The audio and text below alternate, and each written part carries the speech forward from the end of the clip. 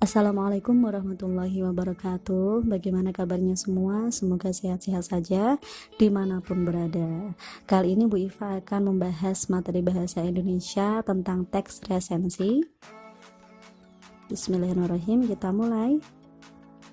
Jadi sekarang silahkan siapkan catatan kalian.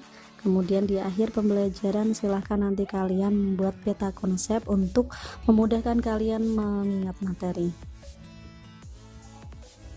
Tujuan pembelajaran kita yang pertama adalah memahami pengertian resensi, yang kedua memahami tujuan dan manfaat menulis resensi, yang ketiga mengidentifikasi unsur resensi, dan yang terakhir mengidentifikasi unsur kebahasaan teks resensi.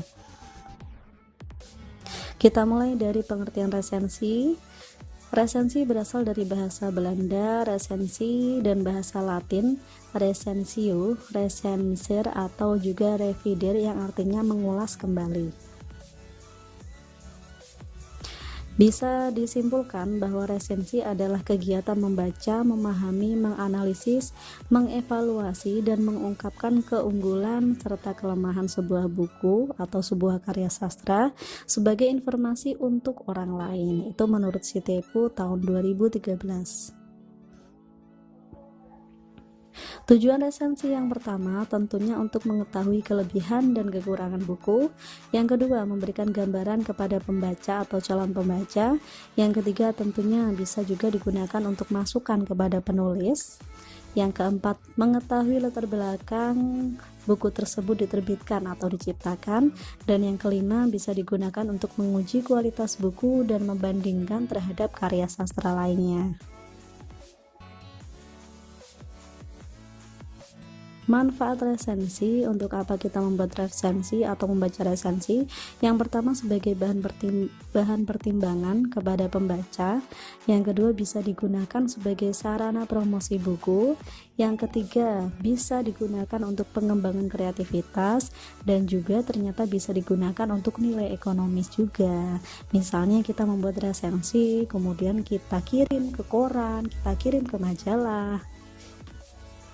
Masuk ke unsur pembangun resensi, ada beberapa bagian. Pertama, judul resensi, yang kedua identitas karya, yang ketiga pendahuluan, yang keempat isi atau inti, dan yang terakhir penutup. Kita bahas satu persatu unsur resensinya. Yang pertama, judul resensi. Judul resensi ini yang menarik, kemudian benar-benar menjiwai seluruh tulisan atau inti tulisan. Tidak harus ditetapkan terlebih dahulu, bisa juga setelah resensi selesai baru kita mencari judul yang tepat. Kemudian data buku atau identitas buku biasanya meliputi yang pertama judul buku, yang kedua pengarang, yang ketiga penerbit, kemudian tahun terbit, tebal buku, kemudian kalau diperlukan harga buku juga untuk pertimbangan bagi calon pembeli. Unsur yang ketiga berupa pembukaan, bisa dimulai dengan hal-hal berikut. Yang pertama, memperkenalkan siapa pengarangnya, karyanya apa saja, kemudian prestasinya yang diperoleh itu apa saja. Bisa juga dengan membandingkan dengan buku sejenis, memaparkan kekhasan atau sosok pengarang, memaparkan keunikan buku, bisa juga merumuskan tema buku. Intinya pembukaan ini berisi gambaran umum tentang karya sastra yang akan kita resensi. Jadi belum masuk ke intinya, belum masuk ke karya sastra tersebut. Yang keempat ada isi. Isi ini bisa berupa sinopsis, bisa berupa ulasan singkat, dan tentunya yang tidak boleh ketinggalan harus ada keunggulan dan kelemahan buku. Kemudian yang kelima ada bagian penutup. Isinya berupa saran atau pesan dari penulis resensi. Contoh resensi novel, silahkan diperhatikan. Ini ada resensi novel Dialova. Yang pertama tentunya kita akan menulis judulnya, resensi novel Dialova. Kemudian yang kedua identitas buku meliputi judul, penulis, penerbit, halaman, cetakan, juga ISBN-nya. Kemudian yang ketiga ada pendahuluan, silahkan dibaca. Misalnya ini, Awalnya novel ini sekedar hobi menulis. Penulis mulai mengawali menulisnya di masa SMP.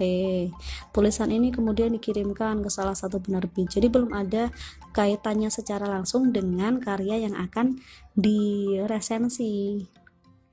Jadi berupa gambaran umum sebelum kita membahas karyanya. Kemudian yang keempat, isi atau inti.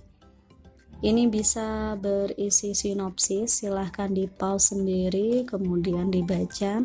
Intinya sinopsis itu berupa ringkasan buku itu atau karya itu isinya tentang apa.